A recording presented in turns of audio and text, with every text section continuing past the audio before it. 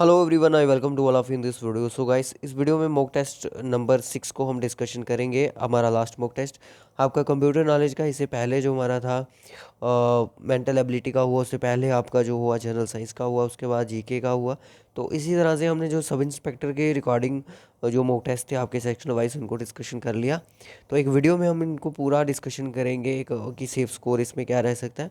और पटवारी के लिए भी आज का मॉक टेस्ट काफ़ी ज़्यादा इंपॉर्टेंट है, क्योंकि कंप्यूटर आपके भी सिलेबस में मेंशन दिया गया है। जिस भी एग्ज़ाम में जेके एसएसबी के किसी भी एग्ज़ाम में अगर कंप्यूटर मेंशन है तो वो इस वीडियो को ज़रूर देखिएगा, क्योंकि ये सारे क्वेश्चन आपके रेलिवेंट रहते हैं आपके जेके एसएसबी के सिलेबस के रिगार्डिंग। क्योंकि जेके एसएसबी जब भी कोई एग्ज़ाम में पूछ रहा है तो थोड़ा सा वो सिलेबस के बाहर का भी चीज़ों को लेके आ रहा है। तो इसलिए आपको थोड़ा सिलेबस से बाहर भी जाना पड़ेगा, क्योंकि ए टू पॉइंट अगर मैं बात करूँ, एट द पॉइंट अगर मैं बात करूँ, तो अकॉर्डिंग टू सिलेबस को पेपर को सेट नहीं किया जा रहा है। तो चीज़ों को कहीं से कहीं बाहर से भी आपको करना पड़ेगा। तो इसी तरह से ये चीज़ें हमारे एग्ज़ाम में एनालिसिस की हैं। जैसे कि अभी स्टॉक एक्सचेंज का एग्ज़ाम हुआ, वीएलडब्ल्यू का एग्ज़ाम हुआ, आपका वेटनरी फार्मासिस्ट का एग्ज़ाम हुआ, तो वहाँ पे ये चीज़ें सारी हुई। तो लास्ट में अपना स्कोर ज़रूर बताइएगा, आपका स्कोर 20 में से कितना है। 20 क्वेश्चन रहेंगे आज के इस टेस्ट में। सो डिस्क्रिप्शन बॉक्स में आपको प्लेलिस्ट मिल जाएंगी मॉक टेस्ट की, उन पे विजिट करके आप अदर वीडियोस को भी वॉच कर सकते हो। सो फर्स्ट क्वेश्चन आपकी स्क्रीन पर आ चुका है। जल्दी से अगर आप इस चैनल पर नए हो तो चैनल को ज़रूर सब्सक्राइब कर लेना, जेके प्रैक्टिस को, क्योंकि बहुत सारे बच्चों ने इस चैनल को सब्सक्राइब नहीं करा हुआ है, ना वीडियो को लाइक करते हैं। तो ऐसे ही वीडियो को लाइक ज़रूर कर दो, क्योंकि जब भी कोई नया वीडियो आएगा उसका नोटिफिकेशन आपको आपकी स्क्रीन पर मिल जाएगा। How many bits are there in the ethernet address? Ethernet के एड्रेस में कितनी सारी बिट्स होती हैं? इंपॉर्टेंट क्वेश्चन है ये भी, जल्दी से बताओ। ऑप्शन ए, बी, सी या फिर D? So option B will be the answer. B यहाँ पे बिल्कुल सही आंसर है। 48 bits are there in the ethernet address. So next question is, which technology is being developed for greater accurate recognitions and is known as the intelligent character recognitions? जल्दी से बताओ इसका answer भी। Come on fast everyone. उसको हम क्या बोलते हैं? आईसीआर भी बोलते हैं, इंटेलिजेंट करेक्टर रिकॉग्निशन भी हम उसको बोलते हैं। बट ये है क्या चीज़ है? उसको बोलते हैं हम ओसीआर, ऑप्टिकल करेक्टर रिकॉग्निशन, जो कि हमारा इलेक्ट्रिक व्हील्स जो होते हैं उनको रीड करने के लिए काम आता है। ठीक है, इलेक्ट्रिक व्हील्स आपने देखे होंगे अपने। Which of the following memories do not need to refresh? Refresh की उसको ज़रूरत ही नहीं पड़ती है। रिफ्रेश कह सकते हो, और या तो कह सकते हो कि अपडेटेड की भी कह सकते हो कि अपडेट की भी उसको नीड नहीं रहती है। सरैम है, ड्रैम है, डीआरएम है, रोम है, या फिर ऑल ऑफ द अबव है? So right option will be A option, SRAM, static random access memory. Next question, was the precursor to the internet as we know it today? देखो, internet की अगर बात करें आज के टाइम पे हम इसको इंटरनेट जानते हैं, बट पहले इसका नाम क्या था? इस इंटरनेट किससे बना है? अर्पानेट से बना है, यूजनेट से, टेलनेट से, या फिर DBM से? टेलनेट एक प्रोटोकॉल है, तो इसका यूज़ तो यहाँ पे नहीं है। So right option is ARPANET. ARPANET बिल्कुल सही आंसर हो जाएगा। A answer will be the correct answer. Next question देखो, which type of file is created by the word processing program? Word, MS word पे आप जाते हो तो कौन सी यहाँ पे आपको एक एक्सटेंशन मिलेगा MS वर्ड का, वर्ड प्रोसेसिंग प्रोग्राम का? वर्कशीट मिलेगा, स्प्रेडशीट, डॉक्यूमेंट्स, या फिर graphical? So right option is option C, documents will be the answer. Next question, the memory that use one transistor and one capacitor as a basic memory unit is dash? कौन सी memory है जिसमें सिर्फ one transistor का use होगा और one capacitor का ही use किया जाएगा as a basic memory unit के लिए? DRAM, DRAM, SRAM, RAM, SRAM और DRAM? Dynamic random access memory, static random access memory? So right option यहाँ पे क्या हो जाएगा? DRAM, डायनामिक, क्योंकि ये जो होती है वन ट्रांजिस्टर और वन कैपेसिटर के साथ कंसिस्टेंट रहती है। Which of the following memory is made up of SRAM and provides a very high access speed? बहुत ही ज़्यादा आपको एक्सेस स्पीड प्रोवाइड करेगा। मेड अप ऑफ SRAM के साथ बनी होती है, हाई स्पीड प्रोवाइड करती है। तो उसको स्टार्टिंग से हम पढ़ते आ रहे हैं कैचे मेमोरी। कैचे मेमोरी यहाँ पे आपको SRAM में देखने को मिलेगी। What difference does the fifth generation computer have from other generation computer? Fifth generation के कंप्यूटर को अगर हम देखें, AI को देख लो आप, थर्ड को ले लो, फोर्थ जनरेशन को ले लो, या फिर सेकंड जनरेशन को ले लो, इनके बीच में आज के टाइम पे आपको क्या एक डिफरेंस देखने को मिलता है, क्या चीज़ आपको देखने को मिलती है? मान लो कि ये हमारा फोर्थ जनरेशन है, ये आपकी AI जो है फिफ्थ जनरेशन है, इसमें आपको क्या चीज़ें ऐसी हैं जिनकी वेरिएशन आपको देखने को मिलेगी? क्या हो सकता है उसमें? टेक्नोलॉजिकल एडवांसमेंट तो होगा ही होगा, scientific code, object oriented program. So right option यहाँ पे सिर्फ ए ऑप्शन होगा, टेक्नोलॉजिकल एडवांसमेंट हमें यहाँ पे देखने को मिलती है इसमें। Next question, as compare to the diskettes and the hard disk are. Diskettes को अगर हम देखें, हार्ड डिस्क उसके कंपैरिजन में क्या चीज़ है? मोर पोर्टेबल है, लेस रिजिड है, स्लोली एक्सेस्ड है, या फिर मोर एक्सपेंसिव है? कौन? Hard disk are more expensive. So option A यहाँ पे बिल्कुल सही हो जाएगा। इसी तरह से क्वेश्चन निकल रहे हैं एग्जाम में, और मैं आपको बता दूं कि मॉडरेट लेवल है इसका कंप्यूटर का, कोई इजी लेवल तो अभी तक नहीं है, मॉडरेट क्वेश्चन है जितने भी हैं यहाँ पे। Who is consider the father of the mini computer and one of the founder father of the modern computer history world wide, industry world wide, sorry. बताइए कि जल्दी से इसका आंसर। जॉर्ज स्ट्रेट होगा, केनेथ एच ओल्सन होगा, Samuel क्रे होगा, Alan Turing होगा? सो right option यहाँ पे बी हो जाएगा, केनेथ एच ओल्सन। ठीक है, एक क्वेश्चन था साइंस का, वहाँ पे बच्चों की क्यूरी थी कि उसमें क्वेश्चन में थोड़ी मिस्टेक की थी। जो इलेक्ट्रिक वायर होती है बल्ब की, वो किससे बनी थी है? उसका आंसर था मैग्नीशियम। एक्चुअली क्वेश्चन में अगर यहाँ पे लिखा होगा कि फ्लैश लाइट जो होती है, फ्लैश लाइट जो होती है बल्ब की वायर, जो फ्लैश लाइट बल्ब की वायर जो होती है, वो किससे बनी होती है? वो मैग्नीशियम से बनी होती है। क्वेश्चन में हो सकता है क्वेश्चन इनकम्प्लीट हो, ठीक है। टंगस्टन जो होता है बल्ब का फिलामेंट जो होता है वो टंगस्टन से बना होता है। MS word is example of dash. Operating system है हमारा MS वर्ड। वेब ब्राउज़र आपको देखने को मिलता है, एप्लीकेशन सॉफ्टवेयर है, ये कि सिस्टम सॉफ्टवेयर है। इसी तरह का क्वेश्चन आपका VLW में भी पूछा गया था। सो राइट ऑप्शन यहाँ पे क्या हो जाएगा? Application software. देखो मैं आपको बता दूं कि ये मत सोचना कि फाइनेंस का जो सब इंस्पेक्टर का एग्ज़ाम है इसमें कंपटीशन नहीं होगा। टोटल पोस्टर्स की अगर मैं बात करूँ तो 62 पोस्टर्स हैं यहाँ पे JNK में, सॉरी JKSB के अकॉर्डिंग है, तो 62 पोस्टर्स हैं। सो ये पोस्टर्स उस टाइम एडवर्टाइज की गई थी जिस टाइम फाइनेंस काउंटेस्टेंट आया था। तो मोस्टली बच्चे जो थे जिनका टारगेट था FA, तो बहुत सारे बच्चों ने, मैं वो कुछ नहीं बोलूँगा, बहुत सारे बच्चों ने फाइनेंस सब इंस्पेक्टर के फॉर्म को फिल नहीं करा था, ठीक है। और मुझे लगता है कि जो फाइनेंस सब इंस्पेक्टर में बच्चे अपेयर होंगे वो स्टॉक एक्सटेंड में जितने बच्चे अपेयर हुए हैं उनसे भी कम लागत में होंगे। ये आप इस चीज़ को नोट कर लेना कि स्टॉक एक्सटेंड में जितने बच्चे अपेयर हुए थे, स्टॉक एक्सटेंड में आई थिंक 27,000 प्लस बच्चे ही इतने ही थे, और 59 के करीब करीब फॉर्म लगे थे। और जैसे कि आपको पता है FA के एग्ज़ाम में भी कोई 79 के करीब करीब बच्चों ने फॉर्म को एग्ज़ाम में अपेयर हुए हैं। 79 क्या होता है, और 195 उस टाइम फॉर्म फिल हुए थे, 1,95,000। कहने का मतलब ये कि कुछ बच्चों की सिलेक्शन भी हो चुकी थी, और कुछ बच्चे ऐसे हैं जो कि सिलेक्टेड हो चुके हैं, VLW में सिलेक्टेड है, JKPSC में सिलेक्टेड है, और एग्ज़ाम देने चले जाते हैं।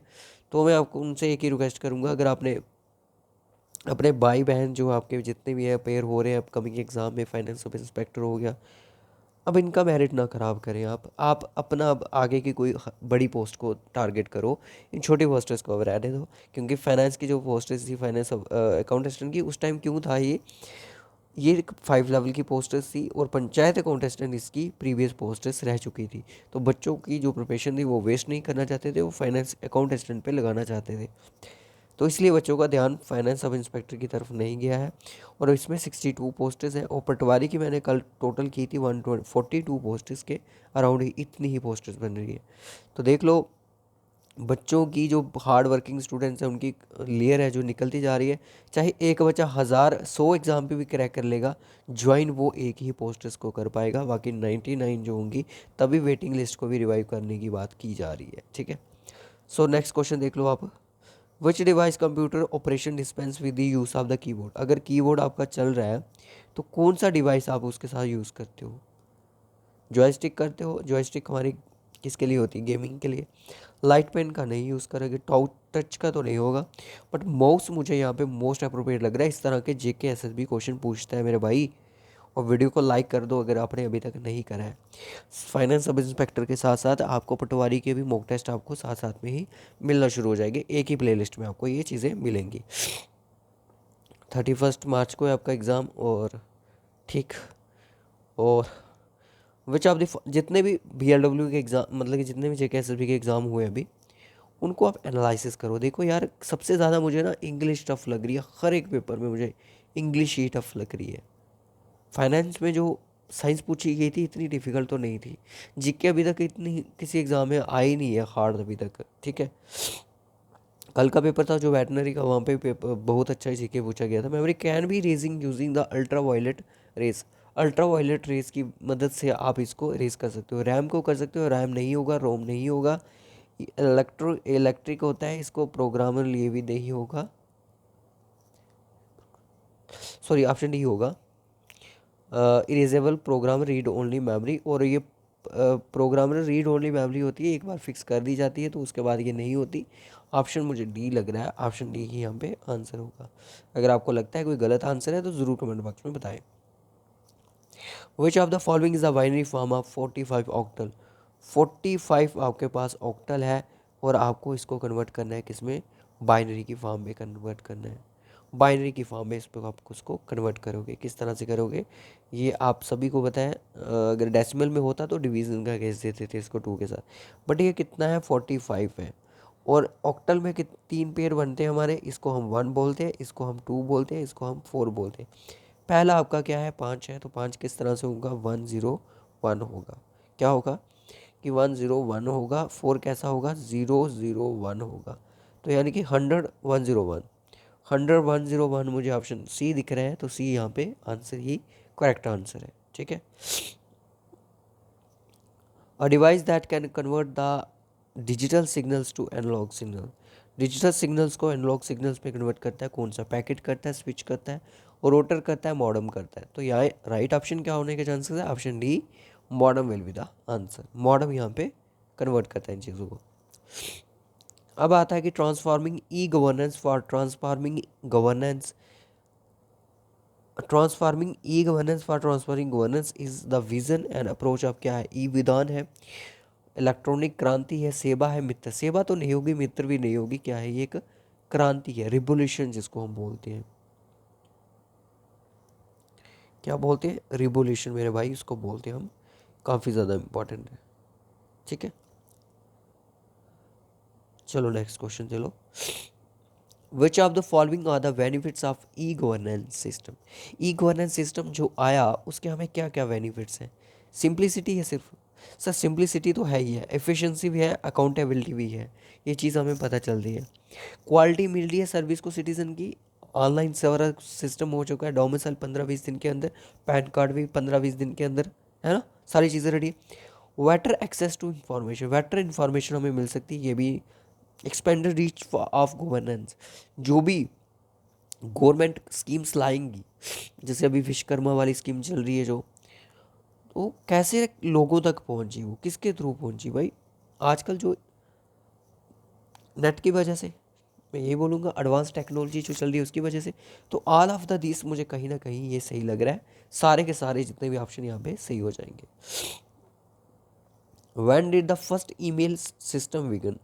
फर्स्ट ईमेल सिस्टम कब विगन किया गया? 1976 में, 71 में? मुझे ऑप्शन सी नहीं लगता, डी भी नहीं लगता। 1971 में। और इसके फाउंडर कौन थे? इसके फाउंडर थे रे टॉमिल्सन, है ना, टॉमिल्सन। ये ऑप्शन था इनका, अगर होता तो इसको मार कर देते। ईयर भी पूछा जा सकता है और फादर भी पूछा जा सकता है। The program which is permanently stored in the ROM in the form of hardware is known as the program which is permanently stored in the ROM read only memory, जो कि वोलाटाइल नेचर है, उसमें कैसे हो सकता है ये permanently कैसे रह सकता है वोलाटाइल, है ना? वो तो इरेज हो सकती है, वोलाटाइल नेचर है। कौन सा क्या चीज़ है जो परमानेंट स्टोर हो सकती है? तो उसको बोलेंगे हम फर्मवेयर, फॉर्म ऑफ हार्डवेयर की फॉर्म में उसको स्टोर किया, in the form of hardware में स्टोर रह जाता है, उसको हम क्या बोलते हैं फर्मवेयर। और याद रखना फर्मवेयर कौन सी मेमोरी का यूज़ करता है, तो रोम का यूज़ करता है। मुझे लगता है फाइनेंस अकाउंट असिस्टेंट में क्वेश्चन पूछा गया था इसी तरह का। चलो लास्ट क्वेश्चन आज के पूरे मॉक टेस्ट का हमारा last question, basic input output system is क्या है? नॉन वोलाटाइल फर्मवेयर है, वोलाटाइल फर्मवेयर है, software stored on A small memory chip on the motherboard. क्या होगा इसका आंसर? मुझे लगता है कि ये क्वेश्चन कुछ बच्चों के लिए थोड़ा डिफिकल्ट लेवल का मुझे लग रहा है, डिफिकल्ट लेवल का भी क्वेश्चन है इसमें। बताइए कि जल्दी से क्या आंसर होगा इसका। सो इसका फर्स्ट है नॉन वोलाटाइल फर्मवेयर, और तीसरा है software stored in small memory chip on motherboard. Option C will be the answer. देखो अरिहंत के जितने भी एमसीक्यूज है ना, उनको एक बार मतलब कि सिर्फ रीड करते चलो, रीड करते चलो रीड उनको, अरिहंत के जितने एमसीक्यूज हैं, ऐसे ही आपकी रिवीजन है, कुछ नया देखने को मिलता है। देखो ई गवर्नेंस का अभी तक किसी बुक पे अभी देखने को नहीं मिल रहा है, ई गवर्नेंस का अभी भी किसी बुक पे अभी देखने को नहीं मिल रहा है। इनके नोट्स रख लो आप कि इसमें ये चीज़ हो सकती है, कौन कौन सी, जैसे कि आधार कार्ड के लिए सेवा की बात करी जाए तो कौन सा नया सिस्टम है साइन सिग्नेचर करने का, है ना? तो ये सारी चीज़ें आपको नोट करनी है, क्योंकि रिगार्डिंग कोई भी क्वेश्चन पूछे जा सकते हैं। जैसे जो एजेंसी भी अभी भी हमें नहीं पता कौन कर रहा है एग्ज़ाम सेट, जो भी एग्ज़ाम सेट कर रहा है वो करंट को देख के बहुत ज़्यादा एग्ज़ाम को सेट कर रहा है। एग्ज़ाम सेट जो भी कर रहा है जेके एसएसबी के, वो करंट को फॉलो कर रहा है, एसएससी को फॉलो कर रहा है। मैंने एसएससी लेवल की रीजनिंग वहाँ पे देखी, आपने भी देखी होगी, एसएससी लेवल की रीजनिंग देख रहा हूँ मैं वहाँ पे। तो हम सोचते थे पहले कि रीजनिंग एसएससी लेवल की कभी जेके एसएसबी में आ ही नहीं सकती, क्योंकि it depends on exam agency, जो कि एग्ज़ाम को सेट करती है, ठीक है ना, क्वेश्चन पेपर को सेट करती है। बट अभी के बात करूँ जो एग्ज़ाम में रीजनिंग पूछी जा रही है, वो रीजनिंग जो है वो एसएससी लेवल की है। मैथ में मुझे कुछ क्वेश्चन एसएससी लेवल के दिखे, और जीके भी कुछ ना कुछ एसएससी लेवल की पूछी जा रही है। बट एसएससी में थोड़ा लेवल अप होता है जीके का, यहाँ पे इतना लेवल अप को अप नहीं करा गया। बट कुछ क्वेश्चन है जैसे कि ब्रैकिश वाटर लेक जो है कौन सी स्टेट में है, मतलब है कौन सी है, वो नहीं पूछा गया आपको, डायरेक्ट पूछ रहे कि ब्रैकिश वाटर लेक वो कौन सी स्टेट में है। तो हो सकता है कि आपका क्वेश्चन आप पूछे कि लार्जेस्ट फ्रेश वाटर लेक कौन सी स्टेट या यूटी में है, इस तरह से बुलर की बात की ना जाए, तो लेक की बात की ना जाए, तो डायरेक्ट क्वेश्चन ऐसे भी बन सकते हैं। तो आज के इस वीडियो में मैं आपको बता दूं कि जिन बच्चों का 13 भी स्कोर है वो भी ठीक है आज के इस सेक्शन में। 20 में से जिनके बच्चों को 13 मार्क्स भी हैं ठीक है, 12 भी है चलेंगे, क्योंकि आज का जो सेशन था वो थोड़ा टफ था। देख सकते हो पूरा पीडीएफ हमारा रेडी हो चुका है, जिसमें हमने 120 क्वेश्चन पूरा आज तक 6 वीडियो में कवर कर दिया है। तो 120 क्वेश्चन जो है हमने 6 वीडियोस में डिस्कशन किया है एज ए मॉक टेस्ट की फॉर्म में। मॉक टेस्ट में कुछ बच्चों ने जीके में, मैं आपको बता दूं 15 लिए, कुछ इन जेएनके की जीके में बच्चों ने 17 भी लिए, रीजनिंग में बच्चों ने 17 लिए, है ना, इंग्लिश में भी बच्चों ने, कुछ बच्चों ने 15 ही था मेन स्कोर इंग्लिश में, और साइंस में भी बच्चों ने कुछ 15-16 ही थे। तो और कंप्यूटर में भी अब मुझे लगता है 15-16 ही होगा। तो मैं आपको बता दूं अगर आपका इतना स्कोर बन रहा है तो ठीक है, आपका स्कोर ठीक है, मैं आपको बता दूं आपका स्कोर सेफ है। देखो कुछ बच्चे होंगे जो फाइनेंस सब इंस्पेक्टर का एग्ज़ाम देने जाएंगे, वो कौन होंगे, वो फाइनेंस वाले होंगे जो कि ऑलरेडी सिलेक्टेड है। वो जाएंगे क्योंकि उन्होंने फॉर्म फिल करा होगा, वो तो जाएंगे, मतलब कि हमने एक एग्ज़ाम क्रैक किया, हम और भी करेंगे, अच्छी बात है, करो एग्ज़ाम क्रैक। बट आप अगर आपकी वजह से किसी की सीट जो है वो स्किप हो जाती है तो वो अच्छा नहीं लगता ना फिर। अगर आपकी एक जगह सिलेक्शन हो चुकी है तो आप पीछे ना देखें, आप अपनी आगे की ओर देखें, मूव करें आगे की ओर, ठीक है। सो बाय बाय, टेक केयर। इस वीडियो में इतना ही रखेंगे। और अगर कोई भी सिलेक्टेड कैंडिडेट हो जिसने रिसेंटली कोई एग्ज़ाम क्रैक किया हो वो हमारे साथ कंटेक्ट करने की ज़रूरत करे, क्योंकि हम चाहते हैं कि कोई क्रैकर जो हो जेके एसएसबी के सेंट्रल एग्ज़ाम का, वो अपनी एक आइडियोलॉजी को शेयर करे, अपनी स्ट्रैटेजी को शेयर करे, कि बच्चों को थोड़ा मोटिवेशन मिल सके कि किस तरह से चीज़ों को करना है, अपने फेलियर्स को शेयर करना है, अपने हार्डवर्क को शेयर करना है। ये सारी चीज़ें हम चाहते हैं कि वो बच्चा शेयर करे, तो वो बताए कि अभी तक उसने कितने एग्ज़ाम दिए और कौन सा एग्ज़ाम क्रैक करा है। मैं ये नहीं बोलूँगा कि फेलियर के लिए एक बहुत ही डिमोटिवेशन वाली बात है, नहीं। फेलियर का भी एक दिन आएगा, अच्छा सा दिन आएगा, क्योंकि फेलियर करके ही सीढ़ी सीढ़ी चढ़ चढ़ के ही आप छत पर पहुंच सकते हो। उड़ के तो आप छत पर पहुंच नहीं पाओगे। सो बाय, टेक केयर। इस वीडियो में इतना ही रखेंगे। अपना स्कोर कमेंट बॉक्स में ज़रूर बताइएगा। और पटवारी वाले बच्चे टेंशन ना करें, जो कोर्स फाइनेंस सब इंस्पेक्टर का है वही आपके लिए लाया जाएगा।